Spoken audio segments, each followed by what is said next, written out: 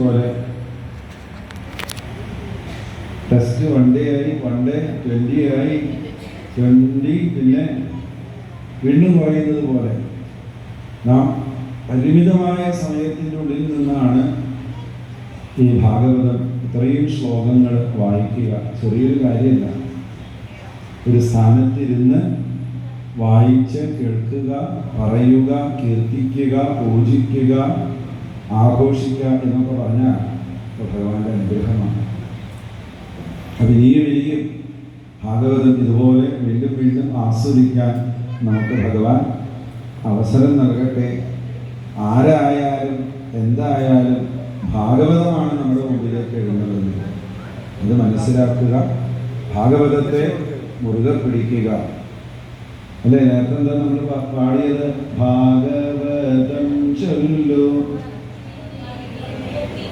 ഭാഗവതം ചൊല്ലു മുക്തി നേടൂ, ഭാഗവതം ചൊല്ലു ഭക്തി നേടൂ. നാരായണ ഹരേ നാരായണ ഹരേ നാരായണ നാരായണ ഹരേ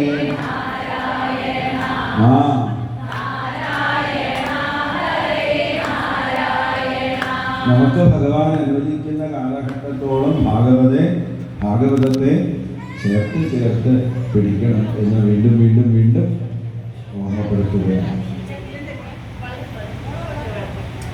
ഇതിനോട് സഹകരിച്ച എല്ലാവർക്കും ഓരോ ദിവസത്തെ പൂജകൾ, ഓരോ ദിവസത്തെ അന്നദാനാദികൾ ഒക്കെ സമർപ്പിച്ച കുടുംബത്തിനൊക്കെ ഭഗവാന്റെ അനുഗ്രഹം.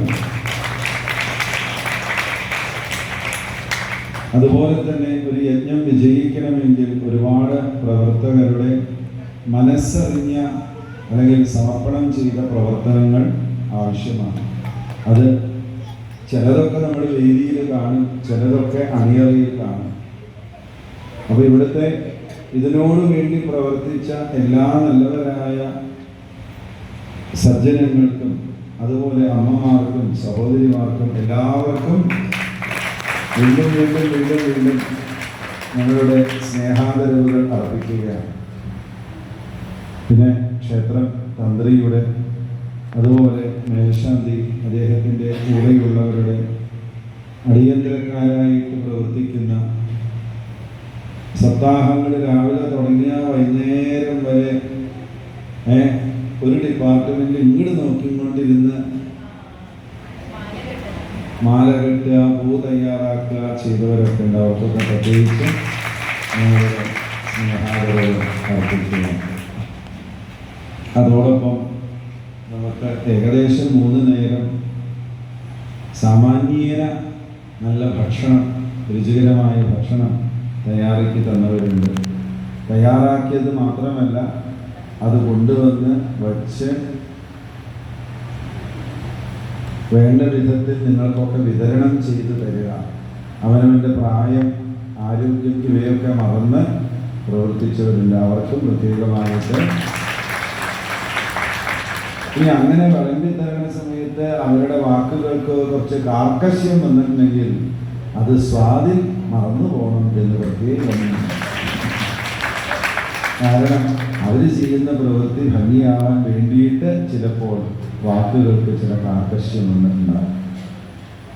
അത് ബോധപൂർവമല്ല, മനഃപൂർവമല്ല. ഇനി അത് അങ്ങനെയാണെങ്കിലും അങ്ങനെ വല്ലതും കേട്ടിട്ട് മനസ്സിന് വേദന തോന്നിയിട്ടുണ്ടെങ്കിൽ അത് അവിടെ തന്നെ ഇട്ട് പോകണം, കൂട്ടിക്കൊണ്ടുപോകണം. നമ്മളുടെ മനസ്സിനെ അസ്വസ്ഥമാക്കുന്ന ഒരു കർമ്മവും ഓർത്ത് കൂട്ടിക്കൊണ്ടുവരും. അതൊക്കെ അപ്പം ഡിലീറ്റ് ചെയ്ത് കളയണം, ഇല്ലെങ്കിൽ ഹാങ് ആവും. ഓക്കെ.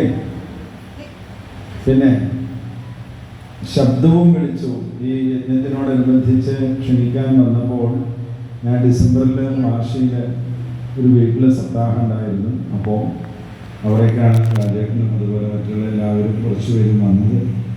നിർബന്ധമായി പറഞ്ഞ 2 കാര്യമാണ്. ഒന്ന്, ശബ്ദം നന്നായിരിക്കണം എന്നുള്ളത്. കാരണം ശബ്ദം ഇല്ലെങ്കിൽ ഇതൊക്കെ അപ്രസക്തമാവും. അപ്പോൾ രാജൻ പറഞ്ഞത് ഞങ്ങൾ ഇതിനു വേണ്ടി പുതിയൊരു സെറ്റ് മേടിക്കുന്നുണ്ടെന്നാണ്. പുതിയ സെറ്റ്. അപ്പോൾ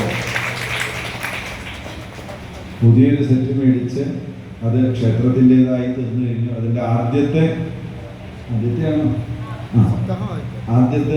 ഫുഡ് ഫ്ലഡ്ജഡ് ആയിട്ടുള്ള പരിപാടി സപ്താഹമാണ്.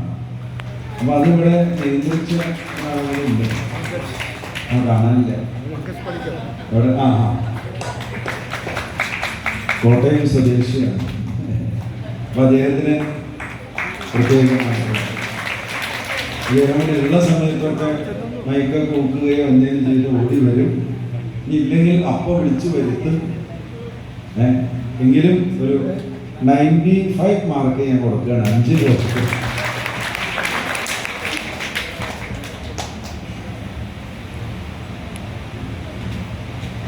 ഇനി ആരെ പറയൂ?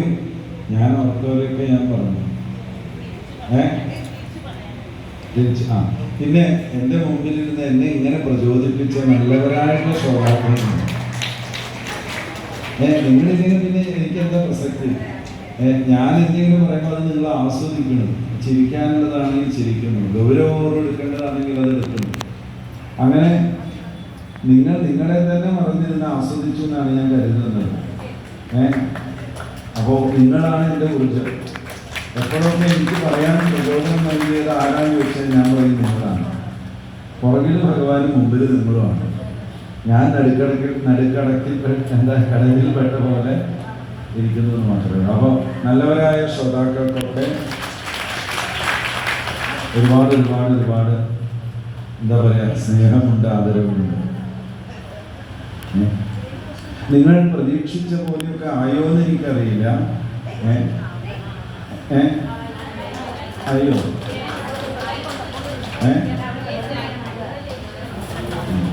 അപ്പോൾ ആയെങ്കിലും ഇവിടെ വരുമ്പോൾ അതൊക്കെ എങ്ങനെയെങ്കിലും ഒന്ന് പറയാം, കേൾക്കാൻ സുഖമുണ്ട്.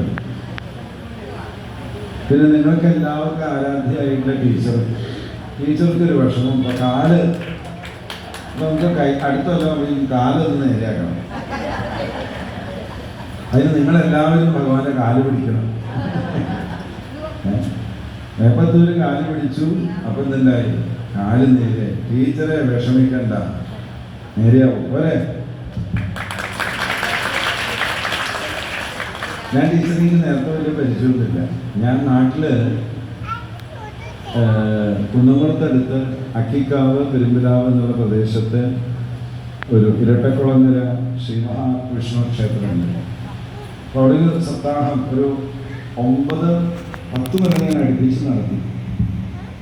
സാധാരണ നിങ്ങളെ സപ്താഹം പറഞ്ഞു കഴിഞ്ഞാൽ വേണ്ടാക്കുള്ളത് ഞാനാ വേണ്ടാച്ചത്. എനിക്കാവുന്ന കാലഘട്ടത്തോളം എന്നെ ചെയ്യണം എന്നാണ്. ഇടിഞ്ഞു പൊളിഞ്ഞു കിടക്കുന്നൊരു ക്ഷേത്രമായിരുന്നു. അത് പിന്നീട് നവീകരിച്ചു, കലശം ചെയ്തു. നല്ലൊരു അന്നദാനപുരിയൊക്കെ ഒരു വ്യക്തിക്ക് അല്ലെങ്കിൽ ഒരു കൂട്ടായ്മയ്ക്ക് ഉണ്ടാക്കി കൊടുക്കാനും, നല്ലൊരു ഗോശാല പണിത് കൊടുക്കാനും, അടുക്കള പണിത് കൊടുക്കാനും, 4-5 ബൈക്കുകളൊക്കെ കൊടുക്കാൻ തോന്നിയത് ആ സപ്താഹ യജ്ഞങ്ങളുടെ ഒരു നിരന്തര ഫലമാണ്. ഞാനതിവിടെ ഓർക്കുന്നു. 2002 വരുമ്പോൾ വളരെ പരിമിതമായ സൗകര്യങ്ങളുള്ളൂ. ഇപ്പോൾ എന്താ പറയുക, ഒരുപാട് വികസനങ്ങളും ഒരുപാട് പ്രതിഷ്ഠകളും ഒരുപാട് ഒരുപാട് പേരുടെ ആശ്രയ കേന്ദ്രമാണ്. ആഴ്ചയിലൊരിക്കൽ മാസത്തിലൊരിക്കൽ വിശേഷങ്ങൾ വരാതിരിക്കാൻ പറ്റാത്തൊരു രീതിയിൽ നമ്മളെ ഒരു ആത്മബന്ധം ക്ഷേത്രവുമായിട്ട് വന്നു. ഇല്ലേ? അതാണ് ഉണ്ടാവേണ്ടത്. അതാണ് ക്ഷേത്ര സംസ്കാരം തന്നെ. അപ്പം അങ്ങനെ ഒരു ക്ഷേത്രത്തിൽ സപ്താഹം നടത്തിക്കൊണ്ടിരിക്കുമ്പോഴാണ് ടീച്ചർ എപ്പോഴും കാണുമ്പോൾ ഇരട്ടക്കുളം എന്ന് പറയും. വളരെ സന്തോഷമുണ്ട് ടീച്ചറെ. അപ്പോൾ അന്ന് വന്നപ്പോൾ ഞാൻ നമ്മളൊരു മര്യാദയുണ്ടല്ലോ, ഒരു സ്ഥലത്ത് വരുമ്പോൾ ഒരാളെ സദസ്സിന് പരിചയപ്പെടുത്തി കൊടുക്കുക. അത് വന്ന ദിവസം ഡിസംബർ ദിവസമാണ്, നല്ല ക്രൗഡായിരുന്നു. അപ്പോൾ ടീച്ചർക്ക് ഒരു പൊന്നാട ഇടുക, ഒരു മാലയൊക്കെ ഇടുക, പിന്നെ എന്തൊക്കെയോ കൊടുത്തു ഇല്ലേ. അവിടെ കൊടുക്കണേക്കാൾ കൂടുതൽ ആ ഒരു സദസ്സിലെ സാന്നിധ്യമായി. ടീച്ചറുടെ കൂടെ അന്ന് 2 ബസ് ആൾക്കാരുണ്ടായിരുന്നു എന്നാണ് എൻ്റെ ഓർമ്മ. അന്നൊക്കെ ആരെങ്കിലും കൂടെ വന്നിട്ടുണ്ടോ അറിയില്ല. അപ്പോൾ അന്ന് വന്നവർക്കും ടീച്ചർക്കും ഒക്കെ വീണ്ടും ആ ഓർമ്മകൾ ഇപ്പോഴും വേട്ടയാണ് ചെയ്യുന്നത്. അപ്പം അതിനും ഒരു പ്രത്യേകമായിട്ടുള്ള ഒരു രേഖപ്പെടുത്തുന്ന.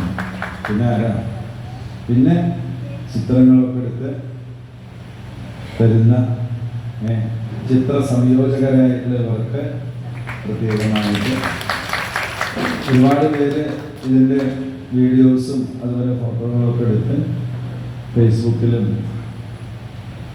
പലതിലും ഷെയർ ചെയ്ത് കാണുന്നു. ചിലർ എനിക്ക് തന്നെ അയച്ചു തരുന്നു. ഞാൻ വിടുന്നത് ഞാനെടുത്തില്ല, എനിക്ക് അയച്ചു തരാം ഇന്നത്തെ എന്ന് പറഞ്ഞിട്ട്. അപ്പോൾ ഒരുപാട് പേരിലേക്ക് എത്തിയതിൽ സന്തോഷമുണ്ട്. ഇങ്ങനെയുള്ള സൽക്കർമ്മങ്ങൾ നിങ്ങളുടെ മനസ്സ് മാത്രം ഷെയർ ചെയ്താൽ പോരാ, നിങ്ങളുടെ കയ്യിലിരിക്കുന്ന ഉപകരണങ്ങളിൽ കൂടെ കാണാത്തവരിലേക്ക് എത്തട്ടെ. അത് ഈ ക്ഷേത്രത്തിലേക്ക് അവർക്ക് കൊണ്ടുവരാൻ പ്രേരകമായിട്ട് തീരട്ടെ എന്നോട് ഓർമ്മിപ്പിക്കുന്നു. പിന്നെ ഈ എല്ലാ ദിവസവും യജ്ഞശാല ഇതെല്ലാം കഴിഞ്ഞാൽ ഇവിടുത്തെ നിർമ്മാല്യമൊക്കെ മാറ്റി വീണ്ടും അടുത്ത ദിവസത്തേക്ക് സജ്ജമാക്കി തരുന്ന ഒരുപാട് പേരുണ്ട്. അതുപോലെ ക്ഷേത്രത്തിലെ ഔദ്യോഗികമായിട്ട് ജോലി ചെയ്യുന്ന ഒരുപാട് പേരുണ്ട്. അവർക്ക് എല്ലാവർക്കും ഈ ക്ഷേത്രത്തിനോട് ബന്ധപ്പെട്ട് ക്ഷേത്രത്തെ ആശ്രയിച്ചും കൊണ്ടും പ്രവൃത്തി കൊണ്ടും ഇരിക്കുന്ന എല്ലാ നല്ലവരായിട്ടുള്ള പ്രവർത്തകർക്കും അതുപോലെ തന്നെ കൗണ്ടറിലിരിക്കുന്നവർക്കും, അവരാണ് ആദ്യം തുറക്കുന്നതും അവസാനം പോകുന്നവരും, അവർക്കും പ്രത്യേകമായിട്ട് കൃതജ്ഞത രേഖപ്പെടുത്തുന്നു. രാധേശ്യാം. ഇനി ആരെങ്കിലും വിട്ടിട്ടുണ്ടെങ്കിൽ വേഗം പറയണം, സമയം കൊടുക്കും.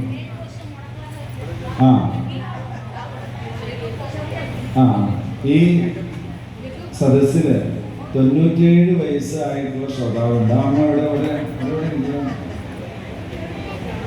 97,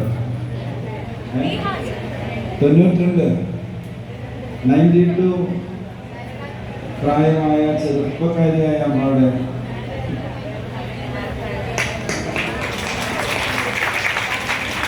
അവിടെ മുതൽ 3, 4 എനിക്ക് എത്ര വയസ്സായി? 2.5 വയസ്സ്. അപ്പൊ 2.5 വയസ്സ് മുതലുള്ള ശ്രോതാവ് മുതൽ 92 വയസ്സ് വരെയുള്ള ശ്രോതാക്കളെ ഈ സദസ്സിലിരുന്നു. അത്ഭുതം.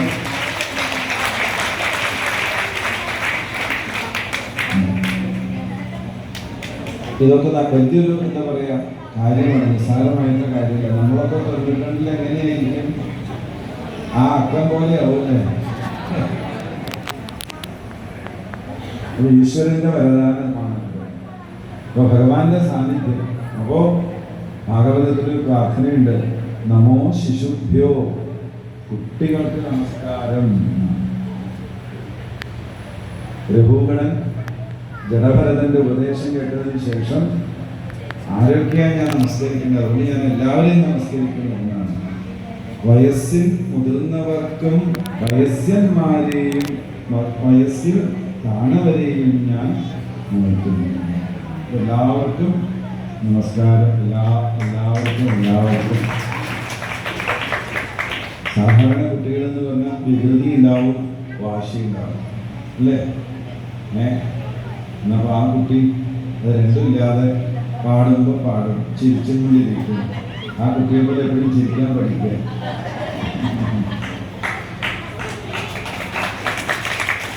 അപ്പൊ നമുക്കൊക്കെ എന്താ പറയാ, ഊർജയായിരുന്നല്ലേ? പ്രത്യേകിച്ച് ഉച്ചയ്ക്ക്. സാധാരണ ഈ ഉച്ചയ്ക്ക് വായന തുടങ്ങി കഴിഞ്ഞാൽ എല്ലാവരും ഇങ്ങനെ പിടിക്കും. ഇത് പിടിക്കുന്നത് മുഖം മടക്കാനാണ്. ഇവിടെ അത് പറ്റിയതില്ല, കാരണം കുട്ടിയുടെ കളിയാണ്. ഞാൻ ശ്രദ്ധിച്ചിരുന്നു. അപ്പോൾ വളരെ സന്തോഷം എല്ലാവർക്കും. ഇനി ഞാൻ ആരെങ്കിലുമൊക്കെ വിട്ടുപോയിട്ടുണ്ടെങ്കിൽ, എൻ്റെ അറിവ് കുറവ് കൊണ്ട്, അറിവില്ലായ്മ കൊണ്ട് ആരെങ്കിലുമൊക്കെ വിട്ടുപോയിട്ടുണ്ടെങ്കിൽ സാധാരണ ക്ഷമിക്കുക എന്നാണ്. പിന്നെ ഞാൻ പറയുന്ന സന്ദർഭത്തിൽ നിങ്ങളുടെ മനസ്സിനെ ഏതെങ്കിലും തരത്തിൽ വേദനിപ്പിക്കാൻ ഉതകുന്ന വിധത്തിലോ വല്ല വാക്കുകളും പറഞ്ഞിട്ടുണ്ടെങ്കിൽ അത് സാധനം നിങ്ങൾ ക്ഷമിക്കേണ്ടതാണ്. എന്തുകൊണ്ടെന്നാൽ ബോധപൂർവം പറഞ്ഞിട്ടില്ല. ഇവിടെ ഇന്ന് പറയിപ്പിച്ചിട്ടുണ്ടെങ്കിൽ അതിൻ്റെ ഉത്തരവാദിത്വം അത് ആർക്കോ എന്തോ ആശയം അവർക്ക് പിടികിട്ടാൻ വേണ്ടി വാക്കുകളിൽ ചിലപ്പോൾ കുറച്ച് ധാർഷ്ട്യമോ വാക്കുകളിൽ കുറച്ച് കാർക്കശ്യമോ വന്നിട്ടുണ്ട്. ആരെയും വേദനിപ്പിക്കാനായിട്ട് വന്നിട്ടില്ല, വേദനിപ്പിച്ചിട്ടില്ല എന്നാണ് വിശ്വാസം. ആർക്കും വേദന ഉണ്ടാവാതിരിക്കട്ടെ, എല്ലാവരുടെയും വേദന ഉപരാധേശ്യ